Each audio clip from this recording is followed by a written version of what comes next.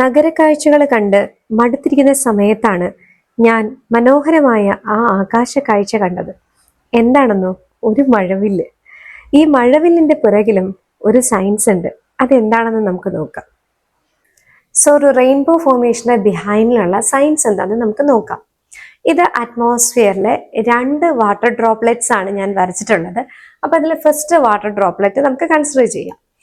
ഇതില് ഈ വാട്ടർ ഡ്രോപ്ലെറ്റിന്റെ അപ്പേഴ്സ് എഡ്ജില് ലൈറ്റ് റേസ് വന്ന് ഹിറ്റ് ചെയ്യുമ്പോൾ ഇവിടെ ഇത് എയർ മീഡിയത്തിൽ നിന്ന് വാട്ടർ മീഡിയത്തിലേക്ക് എൻ്റർ ചെയ്യുകയാണ്. So there is a medium change so that the path of the light ray will change and that process is called refraction. അപ്പൊ ഇവിടെ നമുക്ക് റിഫ്രാക്ഷൻ നടക്കും.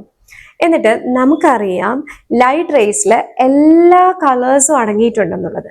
അതിൽ വയലറ്റ് ലൈറ്റിന്റെ വേവ് ലെങ്ത് ആണ് ഏറ്റവും കുറവ്.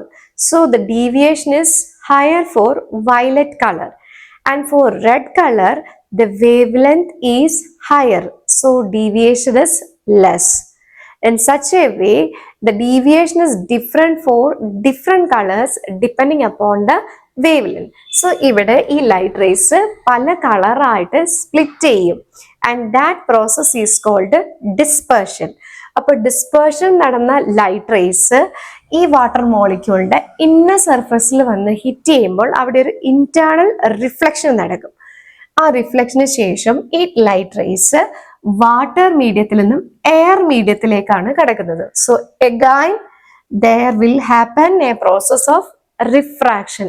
അതായത് 2 റിഫ്രാക്ഷനും ഡിസ്പെർഷനും ഒരു ഇന്റേണൽ റിഫ്ലക്ഷനും നടന്നിട്ടാണ് വാട്ടർ മോളിക്യൂളിനകത്തുനിന്ന് ഈ പല colour of light rays emerge ചെയ്യുന്നത്. ഞാനിപ്പോൾ ഇവിടെ നിൽക്കുകയാണെങ്കിൽ ഞാൻ കാണുന്ന റെയിൻബോയുടെ ഈ ഒരു വാട്ടർ ഡ്രോപ്ലെറ്റ് ഇത് ഞാൻ കാണുന്നത് ഒറ്റ കളർ ആയിരിക്കും. അതായത് ഈ റെഡ് ആയിരിക്കും ഞാൻ കാണുന്നത്. അടുത്ത വാട്ടർ ഡ്രോപ്ലെറ്റിൽ നിന്ന് വിബ്ജിയോർ ഓർഡറിൽ ഓറഞ്ച് കളർ ലൈറ്റ് വന്ന് എൻ്റെ കണ്ണിൽ വരും. ദെൻ യെല്ലോ കളർ വരും. അങ്ങനെ ഈ ഒരു വാട്ടർ ഡ്രോപ്ലെറ്റിൽ നിന്ന് വയലറ്റ് കളർ ലൈറ്റും എൻ്റെ കണ്ണിൽ വന്ന് വീഴും. അതായത് ഞാൻ കാണുന്ന റെയിൻബോയുടെ ലോവർ എഡ്ജ് വയലറ്റ് കളർ ആയിരിക്കും, അപ്പർ എഡ്ജ് റെഡ് കളറിലായിരിക്കും. അപ്പം ഞാൻ ഈ റെയിൻബോയിനെ ഒരു എയ്റോപ്ലെയിനിൽ നിന്നാണ് നോക്കുന്നതെങ്കിൽ ഈ റെയിൻബോ സർക്കുലർ ഷേപ്പിലാണ് കാണാൻ പറ്റുന്നത്. സോ ഞാനിപ്പോൾ നിന്ന് നോക്കുന്നത് എർത്ത് നിന്നായത് കൊണ്ട് എൻ്റെ ലൈൻ ഓഫ് വിഷൻ ഇവിടെ ഒരു ഇമ്പോർട്ടൻറ്റ് കൺസെപ്റ്റ് ആണ്. അപ്പം എൻ്റെ ലൈൻ ഓഫ് വിഷൻ അനുസരിച്ച് ഞാൻ ഈ സർക്കിളിൻ്റെ ഒരു ചെറിയ പാർട്ട് മാത്രമാണ് ഞാൻ കാണുന്നത്. അതുകൊണ്ടാണ് നമ്മൾ റെയിൻബോ ഒരു ആർക്ക് ഷേപ്പിൽ കാണാൻ കാരണം.